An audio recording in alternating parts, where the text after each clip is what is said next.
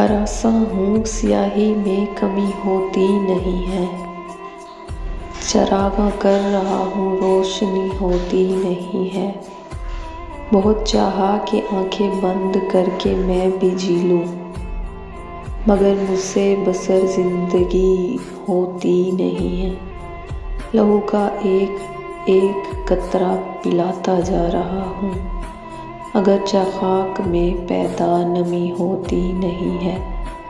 दरीचों को खुला रखता हूँ मैं हर वक्त, लेकिन हवा में पहले जैसी ताजगी होती नहीं है।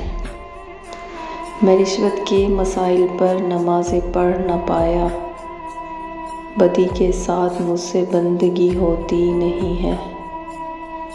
मैं अपने अहद की तस्वीर हर पल खींचता हूँ, गलत है सोचना ये शायरी होती नहीं है। बुरा है दुश्मनी में आशना होना भी, किसी से अब हमारी दोस्ती होती नहीं है।